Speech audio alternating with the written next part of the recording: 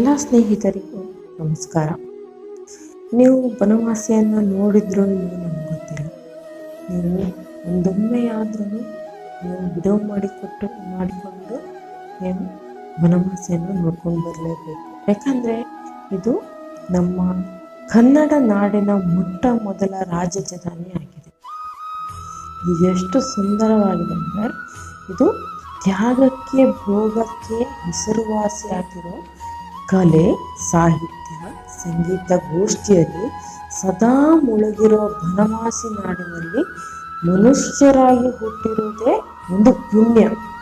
ಹಾಗೇನಾದರೂ ಮನುಷ್ಯರಾಗಿ ಹುಟ್ಟಲಿಲ್ಲ ಅಂತಂದರೆ ಸಾಧ್ಯವಾಗದಿದ್ದರೆ ಕೋಗಿಲೆ ದುರುದುಂಬಿ ಆದರೂ ಸರಿ ಬನವಾಸಿಯಲ್ಲಿ ಹುಟ್ಟಬೇಕು ಎಂದು ನಮ್ಮ ಆದಿಕವಿಯಾದಂಥ ಪಂಪ ಹೇಳಿದ್ದಾರೆ. ಏನು ಹಿಂಗೆ ಹೇಳಿದ್ದಾರೆ ಅಂದರೆ ಅದು ಎಷ್ಟು ವೈಭವಯುತವಾಗಿದೆ ಅಂತ ನಾವೇ ತಿಳಿಬೇಕು. ಸ್ನೇಹಿತರೆ, ಕನ್ನಡ ರಾಜಧಾನಿಯಾದ ಬನವಾಸಿಯ ಬಗ್ಗೆ ತಿಳಿಯೋಣ. ಕನ್ನಡಿಗರೆಲ್ಲರಿಗೂ ಇದೊಂದು ಪುಣ್ಯ ಸ್ಥಳ. ನಾವು ಕನ್ನಡಿಗರು ಎಂಬ ಗುರುತು ಇವತ್ತಿಗೆ ನಮ್ಮಲ್ಲಿದ್ದರೆ ಆ ಗುರುತಿಗೆ ಕಾರಣ ಆ ಸ್ಥಳ ನೀಡಿರುವ ಕಾಣಿಕೆ ಬಹಳ ದೊಡ್ಡದು. ಇಂದು ವಿಶ್ವದ ಅತಿ ಹಳೆಯ ನುಡಿಗಳಲ್ಲಿ ಒಂದಾದ ಕನ್ನಡವನ್ನು ನಾವು ಬಳಸ್ತಾ ಇದ್ದರೆ ಅದಕ್ಕೆಲ್ಲ ಅಡಿಪಾಯ ಹಾಕಿದ್ದೇ ಈ ಬನವಾಸಿ ಕ್ಷೇತ್ರ. ಕರ್ನಾಟಕದ ಮೊಟ್ಟ ಮೊದಲ ಸಾಮ್ರಾಜ್ಯ ಕದಂಬರ ಸಾಮ್ರಾಜ್ಯಕ್ಕೆ ರಾಜಧಾನಿಯಾಗಿದ್ದು ಬನವಾಸಿ. ಕನ್ನಡಿಗರಿಗೆ ಪರಮ ಪವಿತ್ರ ಸ್ಥಳವಿದು. ಅದಷ್ಟೇ ಅಲ್ಲದೆ ಜೀವಮಾನದಲ್ಲಿ ಒಮ್ಮೆ ಭೇಟಿ ನೀಡಲೇಬೇಕಾದ ಸ್ಥಳ ಅಂತ. ಈಗ ಒಮ್ಮೆ ಯಾವುದಾದ್ರೂ ಸ್ಥಳಕ್ಕೊಂದು ಭೇಟಿ ನೀಡಲೇಬೇಕು ಅಂತ ಅನ್ಕೊಂಡಿದ್ರೆ ಯಾವುದಾದ್ರೂ ಇದ್ರೆ ಅದು ಬನವಾಸಿ.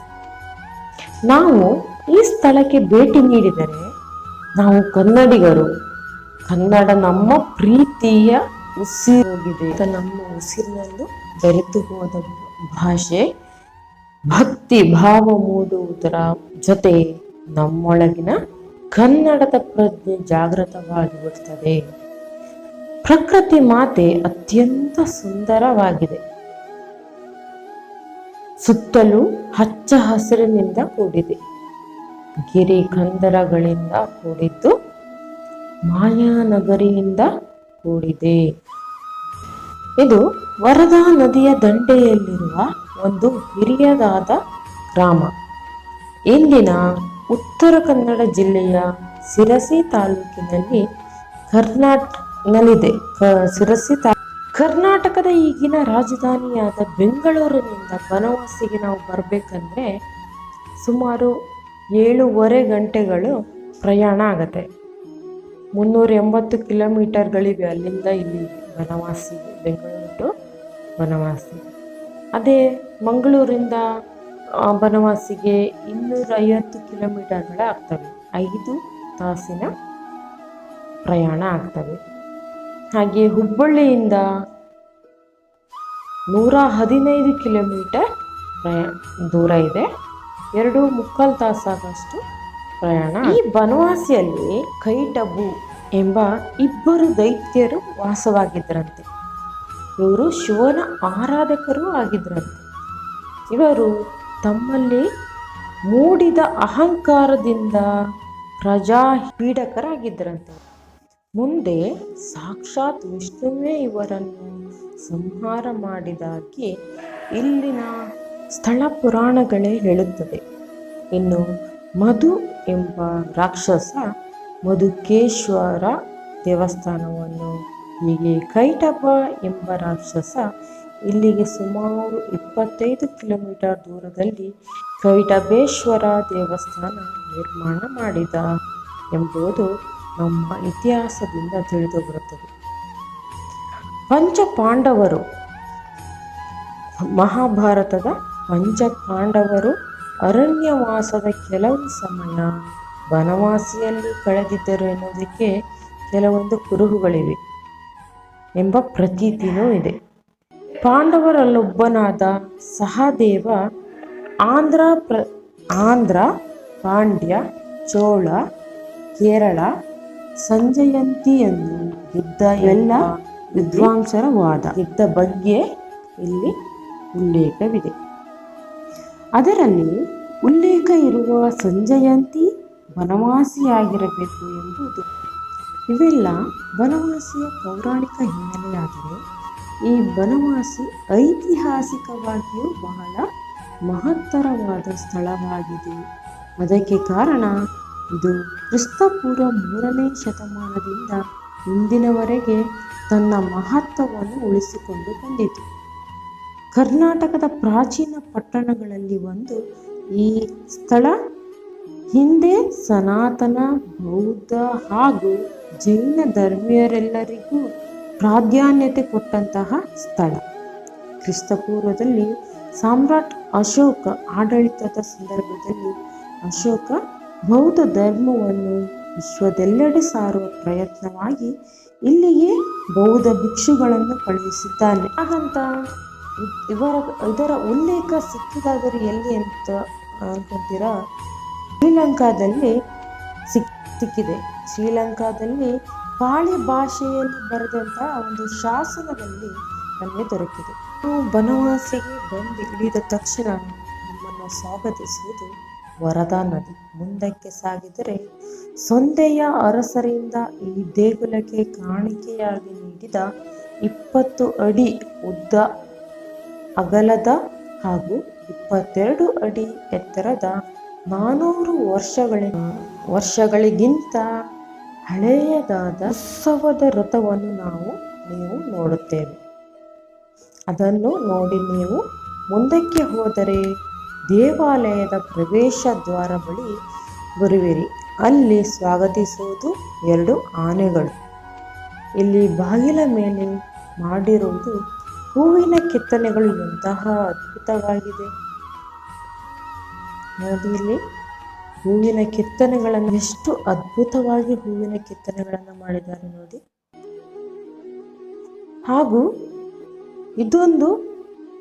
ಒಂದೊಂದು ಕಂಬಗಳು ಒಂದೊಂದು ರೀತಿಯಾಗಿ ನೋಡಿ. ಎಲ್ಲ ಡಿಫ್ರೆಂಟ್ ಆದ ಕಂಬಗಳಿದ್ದಾವೆ. ಹೀಗೆ ಮುಂದೆ ಹೋದರೆ ನಮಗೆ ಸಿಗುವುದೇ ಧ್ವಜಸ್ತಂಭ. ಸಾಮಾನ್ಯವಾಗಿ ದೇವಸ್ಥಾನದಲ್ಲಿ 1 ಧ್ವಜಸ್ತಂಭ ನೋಡುತ್ತೇವೆ, ಆದರೆ ಇಲ್ಲಿ 2 ಧ್ವಜಸ್ತಂಭಗಳಿವೆ. ಇನ್ನು ಇಲ್ಲಿರುವ ಬಸವ ತುಂಬಾ ನಾಜೂಕಾಗಿ ಕೆತ್ತಲಾಗಿದೆ. ಇದನ್ನು ಕೆತ್ತಿರುವ ಬಗ್ಗೆ ಮಾಡಿರುವ ಅಲಂಕಾರ ಎಲ್ಲವೂ ನಮ್ಮನ್ನು ಒಮ್ಮೆ ಇದು ನಿಜವಾದ ಬಸವನೇ ಇರಬೇಕು ಎನಿಸುತ್ತದೆ. ಜೊತೆಗೆ ಈ ಬಸವನ ಒಂದು ಕಣ್ಣು ಮಧುಕೇಶ್ವರನನ್ನು, ಹಾಗೆ ಮತ್ತೊಂದು ಕಣ್ಣು ತಾಯಿ ಪಾರ್ವತಿಯನ್ನು ನೋಡುವ ಹಾಗೆ ತಿಳಿದುಕೊಂಡರೆ ಇಷ್ಟೊಂದು ಕರಾರುವಕ್ಕಾಗಿ ಅದರಲ್ಲೂ ಕೋನಗಳನ್ನು ಅಳೆಯುವ ನಮ್ಮ ಹಿರಿಕರಿಗೆ ಗಣಿತದಲ್ಲಿ ಇದ್ದ ನೈಪುಣ್ಯತೆ ಎಷ್ಟು ಎಂಬುದನ್ನು ಒಮ್ಮೆ ನಮ್ಮ ಮನಸ್ಸಿನಲ್ಲಿ ಅವರಿಗೆ ಸಣ್ಣದೊಂದು ಜೈಕಾರ ಬರುವುದಂತೂ ಸುಳ್ಳಲ್ಲ. ಈ ಬಸವನ ಮುಖದಲ್ಲಿ ಇರುವ ಹೊಳಪು ನಮ್ಮನ್ನು ಆಶ್ಚರ್ಯಚಕಿತರನ್ನಾಗಿ ಮಾಡುವುದರಲ್ಲಿ ಯಾವುದೇ ಸಂಶಯವಿಲ್ಲ. ಅಂದರೆ ಕಲ್ಲನ್ನು ಕೂಡ ಗಾಜಿನ ಹಾಗೆ ಫಳಫಳ ಹೊಳೆದೆಯೇ ಹೇಗೆ ಮಾರ್ಪಡಿಸುವುದಂತ ಆಶ್ಚರ್ಯಚಕಿತರಾಗುವುದೇವು. ಇನ್ನು ಮುಂದೆ ಸಾಗಿದರೆ ಸಾಕ್ಷಾತ್ ಮಧುಕೇಶ್ವರ. ಈ ಲಿಂಗವು ಜೇನಿನ ಬಣ್ಣದಿಂದ ಕಂಗೊಳಿಸುವ ಕಾರಣದಿಂದ ಮಧುಕೇಶ್ವರ ಎಂದು ಕರೆಯುತ್ತಾರೆ. ಇನ್ನು ಇಲ್ಲೇ ಪಕ್ಕದಲ್ಲೇ ತ್ರಿಲೋಕಗಳನ್ನು ಒಂದೇ ಮಂಟಪದಲ್ಲಿ ಕೆತ್ತಿದ್ದು, ಈ ಮಂಟಪದ ಕೆಳಭಾಗದಲ್ಲಿ ಪಾತಾಳಲೋಕ, ನಾಗಲೋಕ ಹಾಗೂ ಮಧ್ಯಭಾಗದಲ್ಲಿ ಶಿವಪಾರ್ವತಿಯರನ್ನು, ಕಳಸದಲ್ಲಿ ಸ್ವರ್ಗಾಧಿಪತಿ ಇಂದ್ರ, ಯಕ್ಷ, ಯಕ್ಷಿಣಿಯರನ್ನು ಕಾಣಬಹುದಾಗಿದೆ. ಈ ತರಹದ ಕೆತ್ತನೆಯನ್ನು ನಾವು ಎಲ್ಲೂ ನೋಡಲು ಸಾಧ್ಯವಿಲ್ಲ. ಈ ಸ್ಥಳದಲ್ಲಿ ಕಲ್ಯಾಣಿ ಚಾಲುಕ್ಯರ ಕಾಲದಲ್ಲಿ ನಿರ್ಮಿಸಿರುವ ಕಂಬಗಳ ವೈಶಿಷ್ಟ್ಯತೆ ಏನು ಅಂದರೆ, ಇವತ್ತಿಗೂ ಈ ಕಂಬಗಳು ಎಷ್ಟು ಹೊಳಪಿನಿಂದ ಕೂಡಿದೆ ಅಂದರೆ ಅದರಲ್ಲಿ ನಮ್ಮ ಮುಖ ನೋಡಿಕೊಳ್ಳಬಹುದಾಗಿದೆ. ನಮ್ಮ ಹಿರಿಯರಿಗೆ ತಿಳಿದಿದ್ದ ಆ ತಂತ್ರಜ್ಞಾನದ ಹಾಗೆ ಹಿಂದಿನ ಕಾಲದ ಕನ್ನಡಿಗರ ಗತ ವಿಜ್ಞಾನ ಹೇಗಿತ್ತು ಎಂಬುದಕ್ಕೆ ಕೈಗನ್ನಡಿ. ಸೊಂದೆ ಅರಸರಿಂದ ನೀಡಲ್ಪಟ್ಟ ಕಲ್ಲಿನ ಮಂಚವಿದೆ.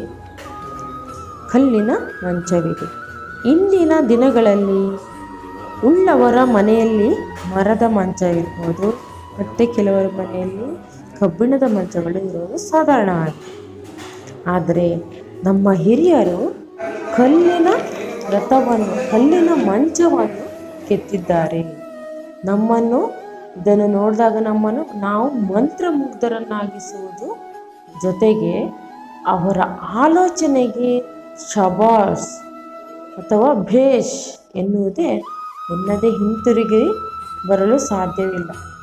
ಯಾಕೆಂದರೆ ಇಂತಹ ಕಲ್ಲಿನ ಮಂಚವನ್ನು ವಿಶ್ವದ ಯಾವ ಭಾಗದಲ್ಲೂ ನೋಡಲು ಸಾಧ್ಯವಿಲ್ಲ. ದೇಗುಲದ ಶಿಖರವನ್ನು ನೋಡಿದರೆ ನಮ್ಮನ್ನು ಮಂತ್ರಮುಗ್ಧವಾಗಿಸುತ್ತದೆ. ಅಲ್ಲಿ ಕದಂಬರ ನಾಗರಬಂಧದ ವಿಶೇಷತೆ ಏನೆಂದರೆ, ನೀವು ಎಂಥ ನಾಗರಬಂಧರವನ್ನು ಕೆತ್ತಿಸಿದ ಶಿಲ್ಪವೊಂದು ಸ್ವಾಗತಿಸುತ್ತದೆ. ಇಂತಹ ನಾಗರಬಂಧರ ಎಲ್ಲಿ ಕಾಣ್ತೀರಿ?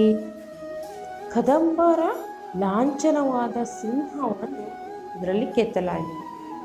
ಅದರ ಜೊತೆಗೆ ಚುಟುಗಳಿಗೂ ಈ ಸ್ಥಳಕ್ಕೂ ಇರುವ ಸಂಬಂಧವನ್ನು ಸಾರುತ್ತದೆ. ಇದರ ಮೂಲ ಗುಡಿಯನ್ನು ಶಾತವಾಹನ ಕಾಲದಲ್ಲಿ ನಿರ್ಮಾಣ ಮಾಡಲಾಗಿದೆ. ಮುಂದೆ ಬೇರೆ ಬೇರೆ ರಾಜರುಗಳಿಂದ ಅತಿ ದೀರ್ಘಕಾಲ ನಿರ್ಮಾಣದಲ್ಲಿ ತೊಡಗಿಸಿಕೊಂಡ ದೇವಾಲಯ ನಮ್ಮ ಕರ್ನಾಟಕದ ಹಾಗೂ ನಮ್ಮ ದೇಶದ ಎಲ್ಲ ಜನರು ನಮ್ಮ ಬನವಾಸಿಗೆ ಭೇಟಿ ನೀಡಿ ನೀವು ಸಹ ಅಲ್ಲಿಯ ಕಲೆ ವೈಭವವನ್ನು ನೋಡಿ ಅನುಭವಿಸಿ. ಇಲ್ಲಿ ಅರ್ಧ ಗಣಪತಿ ಸಹ ಇದೆ. ಅರ್ಧ ಗಣಪತಿಯು ನೋಡಿ ತುಂಬ ಚೆನ್ನಾಗಿದೆ.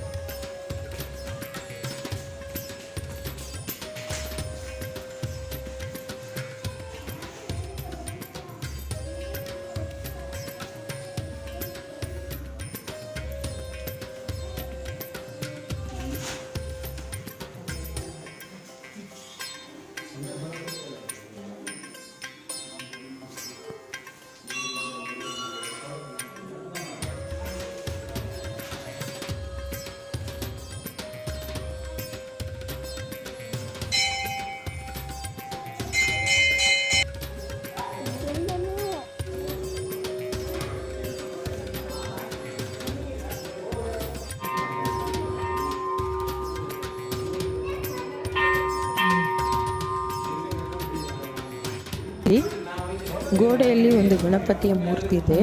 ಇಲ್ಲಿಂದ ನಾವು ನಿಂತ್ಕೊಂಡು ಈ ಸ್ಲ್ಯಾಪಿನ ಭಾಗವನ್ನು ನೋಡ್ತಾ ಇದ್ರೆ ನಮಗೆ ದೇವಸ್ಥಾನದ ಕಳಶ ಭಾಗ ಕಾಣಿಸುತ್ತೆ.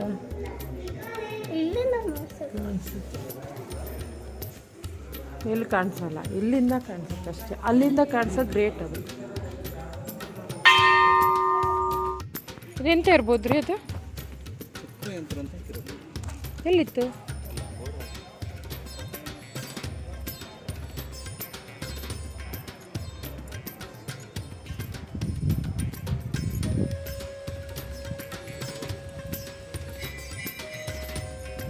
ಒಂದು ರೌಂಡ್ ಹಾಕಿ ಬರೋಣ.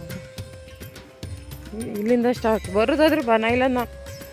ಇದು ಕಲ್ಲಿನ ಚಕ್ರ, ಕಲ್ಲಿನ ಚಕ್ರ ಅಂತ ಇಲ್ಲಿ ಬರೆದು ತೋರಿಸಿದ್ದಾರೆ. ಇಲ್ಲಿ ಪ್ರತೀತಿ ಇದೆ.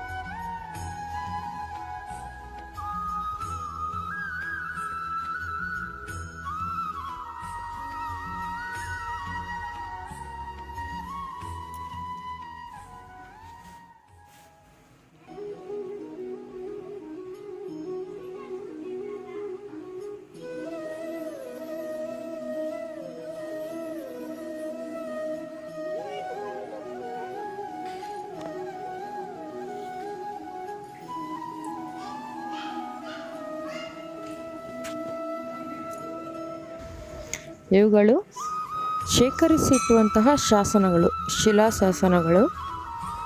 ಮತ್ತು ಕೆಲವೊಂದು ಚಿತ್ರದ ಮೂಲಕವೂ ಇದೆ ನೋಡಿ. ಇಲ್ಲೆಲ್ಲ ಕಲ್ಲಿನ ಶಾಸನಗಳನ್ನು ಶೇಖರಿಸಿಟ್ಟಿದ್ದಾರೆ. ಹಳೆಗನ್ನಡದಲ್ಲಿ ಬರೆದಿರುವಂಥ ಶಾಸನಗಳು ಸಹ ಇದ್ದಾವೆ ಇಲ್ಲಿ.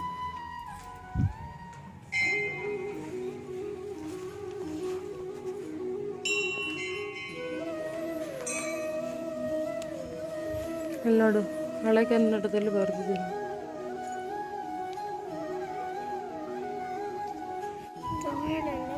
ತಮಿಳಲ್ಲ, ಹಳೆಗನ್ನಡ ಅಂತ.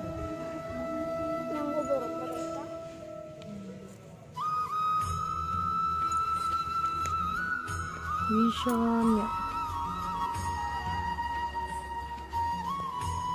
ಹಲೋ, ಪರಿಮಳ ಊಟ ರೆಡಿ ಆಗ್ತಿದೆ. ಊಟ ಪರಿಮಳ ಬರ್ತಾ ಇದೆ.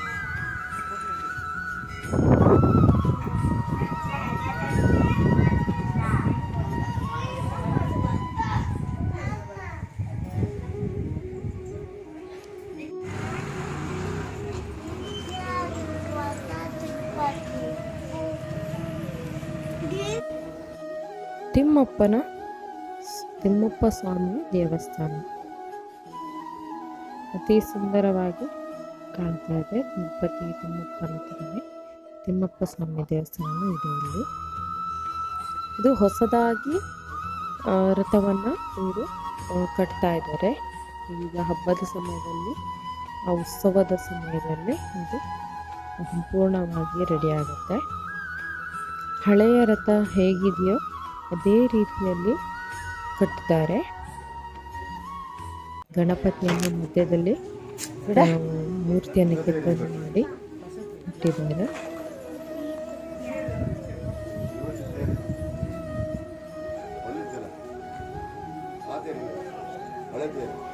ಇದು ಬಂದವರಿಗೆ ಊಟ ವ್ಯವಸ್ಥೆ ಮಾಡುವಂತಹ, ದೇವಸ್ಥಾನದ ಕಡೆಯಿಂದ ಊಟದ ವ್ಯವಸ್ಥೆ ಇರುವಂತಹ. ಇಲ್ಲಿ ಒಂದು ರಥ ಕಾಣಿಸ್ತಾ ಇದೆಯಲ್ಲ, ಇದು ಹೂವಿನ ಅಲಂಕಾರ ಮಾಡುವಂತಹ ರಥ. ಇದು ಜಾತ್ರೆಯ ಸಮಯದಲ್ಲಿ ಬನವಾಸಿಗೆ ಹೋಗಲಿಲ್ಲ, ಹೋಗಿ ಅಲ್ಲಿಯ ವೈಭವವನ್ನು ನೋಡ್ಕೊಬನ್ನಿ.